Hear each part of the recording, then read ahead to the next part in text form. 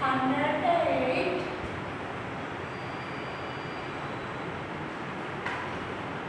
Subject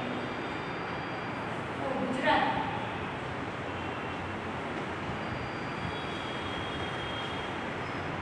chapter 2 આપણે બધું complete કરી દીધું. ચેપ્ટર 3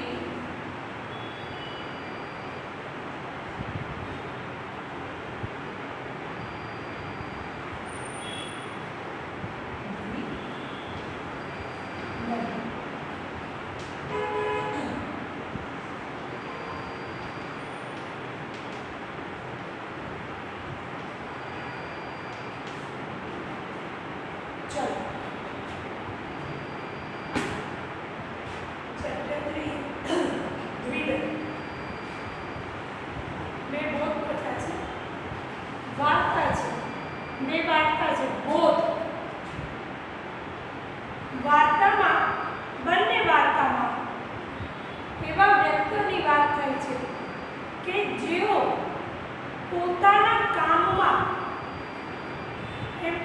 કોઈ મારું કામનું નિરીક્ષણ કરે છે, કોઈ મને જજમેન્ટ કરે છે, કોઈ મને એવું કહે છે કે ભાઈ તું 100% તારું કામ શ્યોર છે.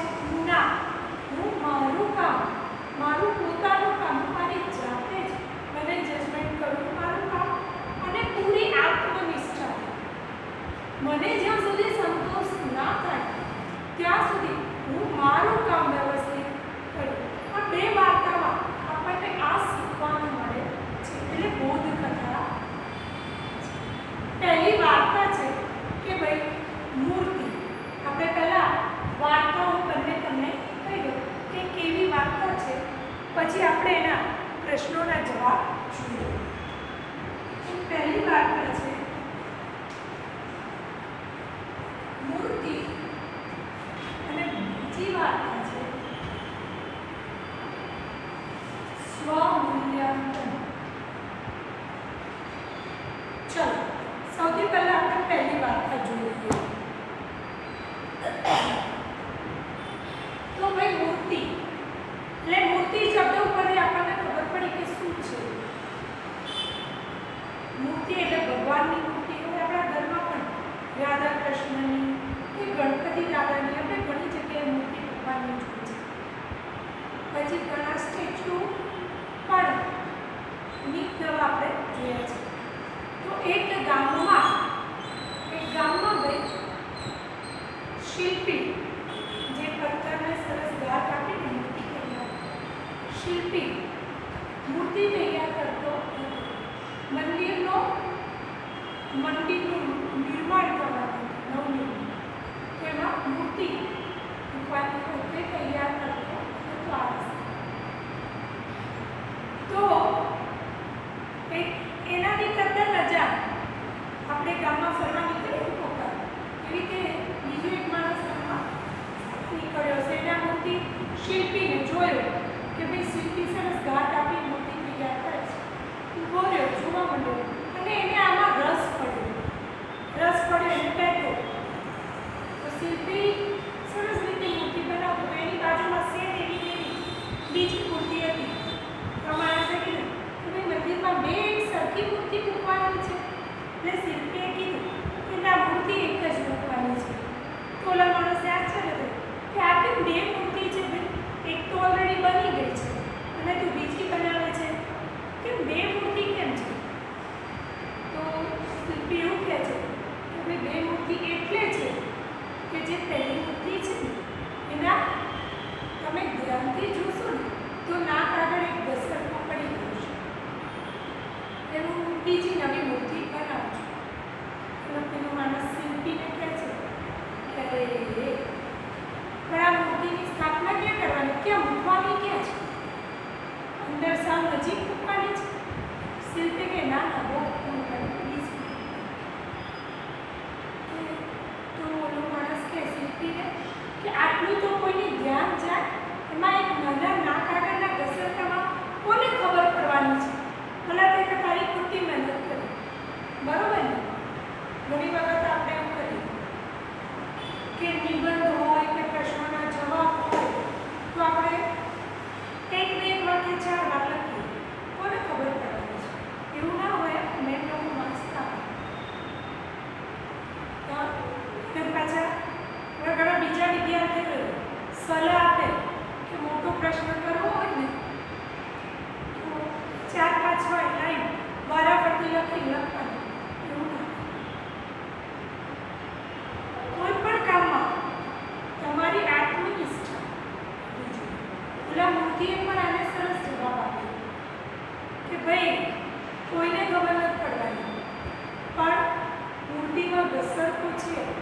મને અને ઉપરવાળા ભગવાનને પ્રભુને તો ખબર છે ને કે મૂર્તિમાં ઘસરતો છે, એને છેતરાય તો દિવસ નહીં.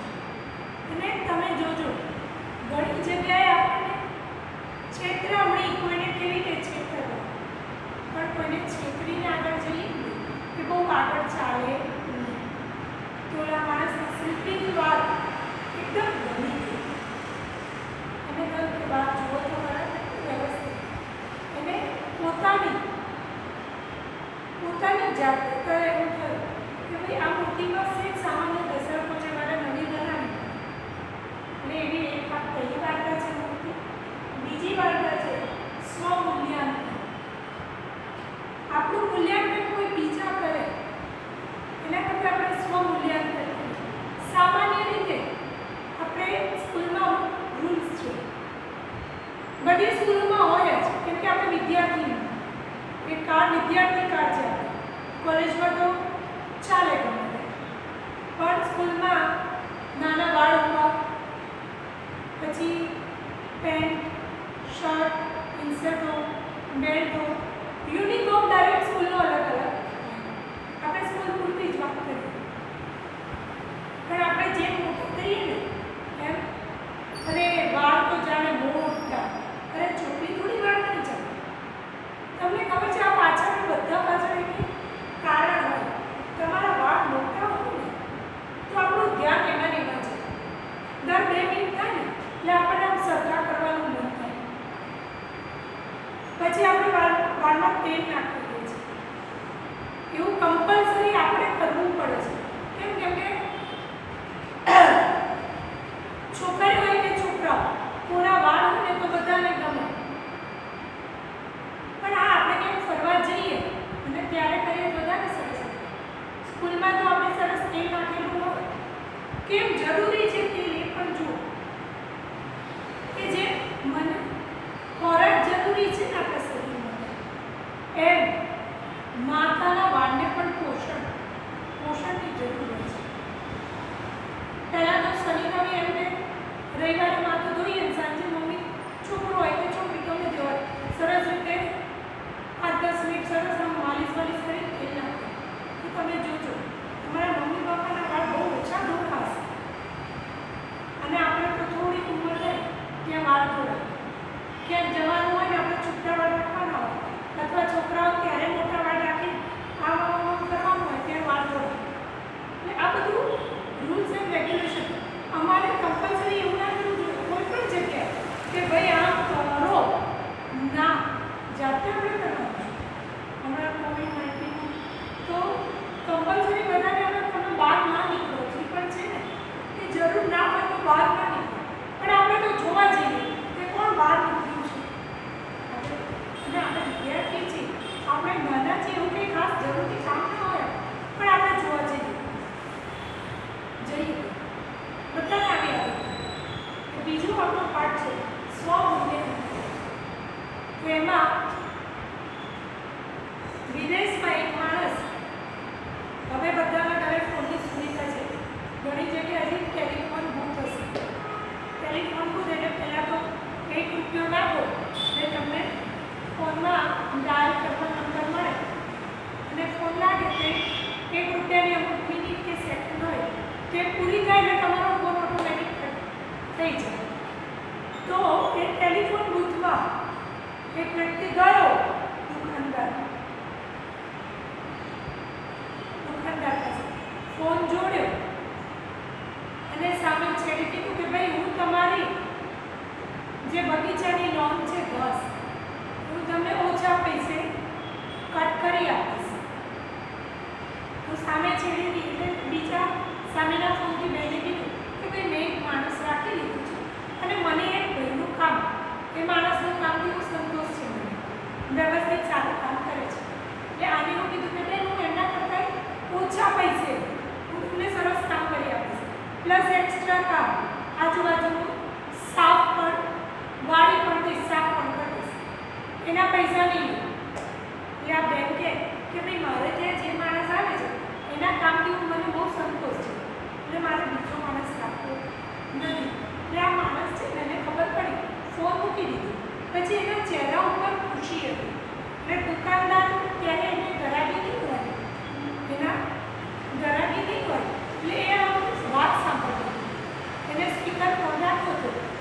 એટલે વાત સાંભળતો હતો.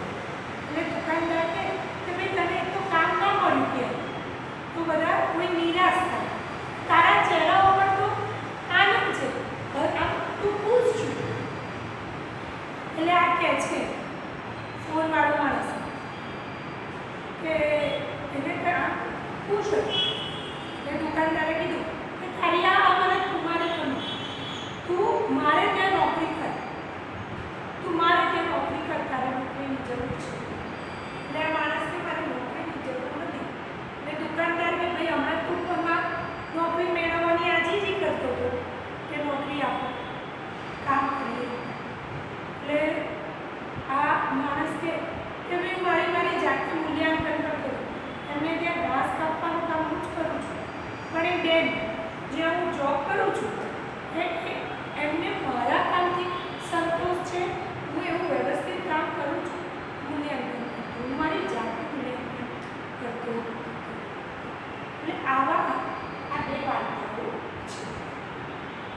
બરોબર, નોંધ મળે છે કે આપણે કોઈ પણ કામ કરીએ, કામ નાનું હોય કે મોટું હોય, બરોબર, કોઈ પણ કામ કરીએ તો પૂરી નિષ્ઠાથી લગનથી કરીએ.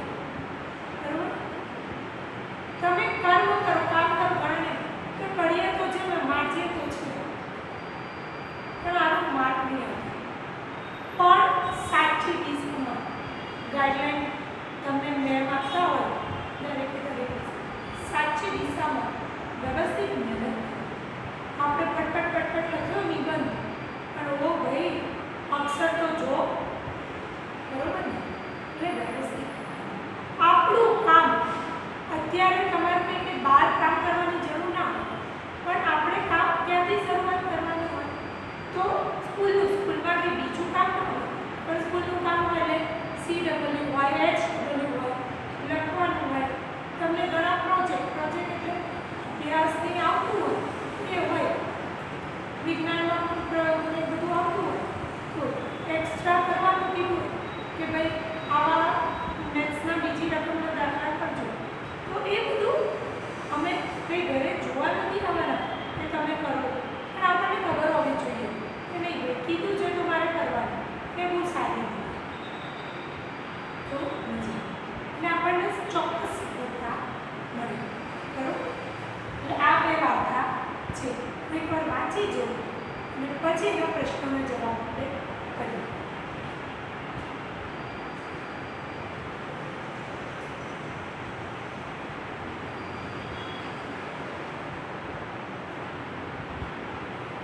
ટેક્સ્ટબુક તો બધા જોડે છે.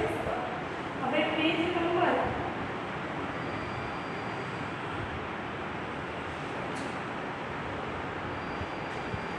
8-3 પેજ નંબર લખ્યો છે 7.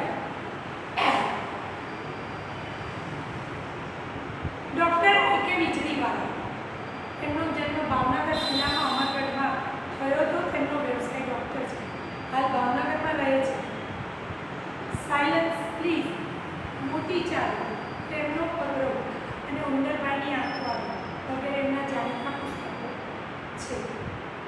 ભાઈ અત્યારે આપણે ઘરે છીએ અને મોબાઈલમાં હવે તો સરસ બધી સુવિધાઓ છે, ઉપર લોકોની આવી બુક વાંચજો.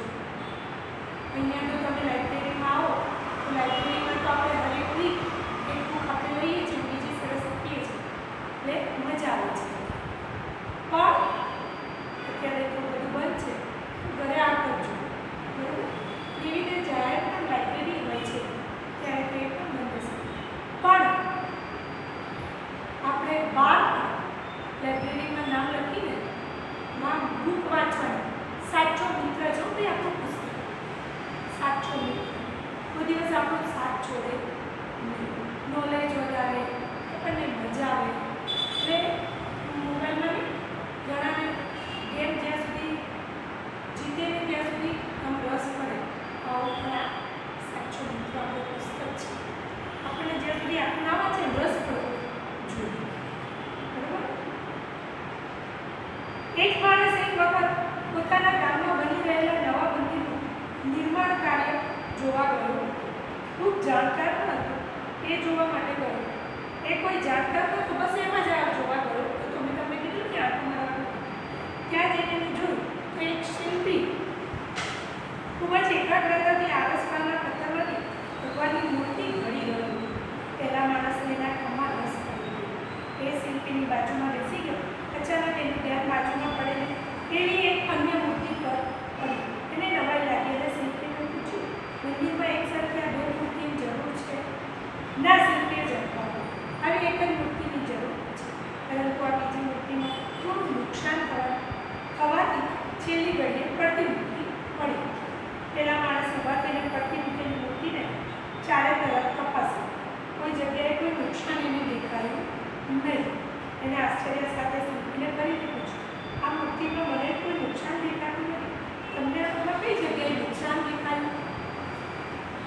એના કાન પાસે નાનકડો ઘસરતો પડી ગયો. શિલ્પીએ કહ્યું. પહેલા માણસે ફરી વાર ધ્યાનથી જોયું. નાનો ઘસરતો દેખાયો અને શિલ્પીને પૂછ્યું, તમે આ મૂર્તિની સ્થાપના કઈ જગ્યાએ કરવાના છો? પહેલા 20 ફૂટ ઊંચા સ્તંભ ઉપર. શિલ્પીએ જવાબ આપ્યો.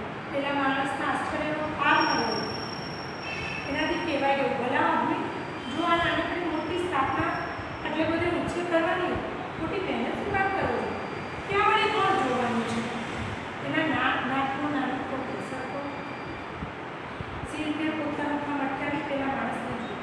હસીને બોલ્યો, ભાઈ, બીજું કોઈ આ વાત જાણે કે એની મને ખબર નથી, પરંતુ હું અને મારો ભગવાન આ વાત જાણીએ છીએ. એટલી એકાગ્રતાથી એનું કામ ફરીથી એને શરૂ કરી દીધું.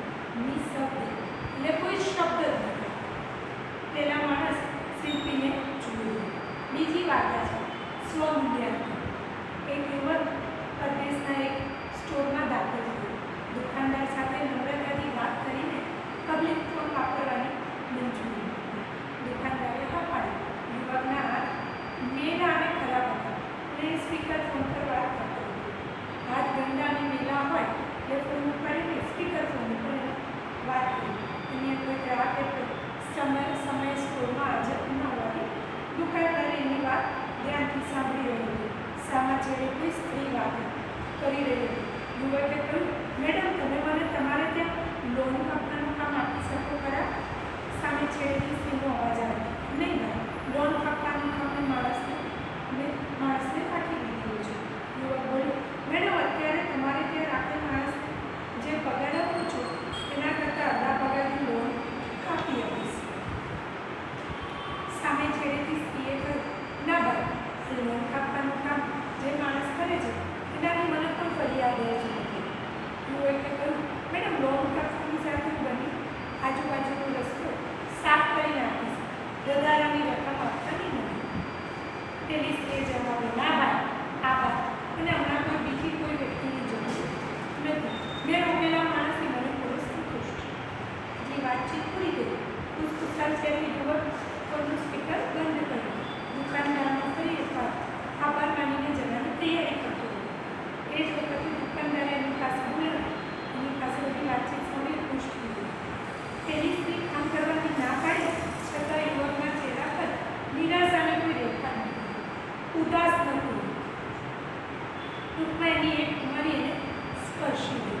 યુવક પાસે આવ્યો અને દુકાનદારને કહ્યું, પેલી સ્ત્રીએ તમે કામ આપવાની ના પાડી તો પણ તું ખુશ થઈ ગયો. મને ખૂબ વાત સ્પર્શી ગઈ. એને ભલે તને ના પાડી, હું તને કામ આપવા તૈયાર છું, બોલ, મારે ત્યાં કામ કરીશ? પેલો યુવક હસતા હસતા ના પાડી. દુકાનદારને અત્યારે નબળાઈ લાગી. એ કહ્યું, પણ દીકરા, હમણાં તો પેલી સ્ત્રીને કામ માટે તો ઈશ્વર રાજી જ કરતો હતો. કામ નહોતું જોતું તો પછી પણ આવતો હતો. યુવક હસતા હસતા બોલ્યું, નહીં સર, હું જે મેડમને ત્યાં કામ કરું છું, આ તો મારું કામ કેવું છે તે તપાસવા માટે મેં એમને ફોન કરેલો, જેથી કરીને મારા કામ અંગે મને ખ્યાલ આવે. દુકાનદારને નિર્દોષ સ્મિત આપીને નીકળી થઈ ગઈ. દુકાનદારને એને જોઈ જ રહ્યો ક્યાં સુધી યુવકની સ્વમૂલ્યાંકનને બિરદાવતો મેં પાઠ વાંચ્યો છે, ગમે 2-3 વાર વાંચ્યો છે. આપણે આગળ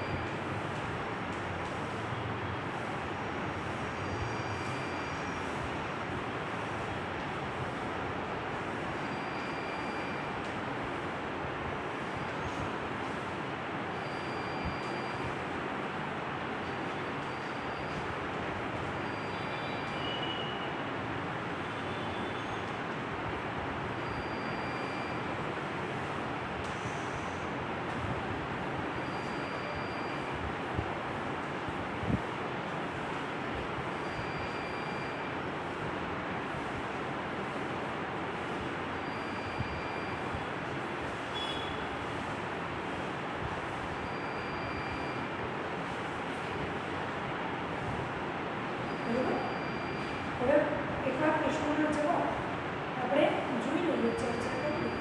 નેક્સ્ટ ટાઈમ આપણે લખવાનું છે. નીચે આપેલા પ્રશ્નના ઉત્તર લખો. શિલ્પી શું કરી રહ્યો હતો? મેં પ્રશ્ન આપી તમને સમજાવી કર્યું. તો શિલ્પી શું કરતો હતો? શિલ્પી મૂર્તિ ઘડી રહ્યો હતો. શિલ્પી શું વિચારી બીજી મૂર્તિ બનાવી રહ્યો હતો? શિલ્પીને વિચાર આવ્યો કે ભાઈ આમાં નાક આગળ ઘસરતો છે, પણ આ વાત મને અને ભગવાનને ખબર છે. બરાબર? વિચારીને બીજી મૂર્તિ બનાવી. યુવકને સ્પીકર ફોન પર શા માટે વાત કરવી પડે? કેમ કે યુવકના કપડાં અને બંને મેલા હતા. દુકાનદારને કેમ નવાઈ લાગી? કેમ કે યુવકને સામે છેડેથી નોકરી ના મળી, કામ ના મળ્યું, તો પણ યુવકના ચહેરા ઉપર આનંદ, ખુશી હતી. તેથી દુકાનદારને નવાઈ લાગી. યુવકે સ્ત્રીને ફોન શા માટે કર્યો છે? યુવકને જાણવું છે કે પોતે કામ જ્યાં કરે છે ત્યાં કામથી તો માણસ સંતુષ્ટ છે કે પોતાના કામથી માણસ સંતુષ્ટ છે કે જાણવું હતું. સારું પીરિયડ પૂરું કરે છે. અભ્યાસના પ્રશ્નો 5 પ્રશ્નોમાં સમજાય છે. તો નેક્સ્ટ ટાઈમ આપણે જોઈશું.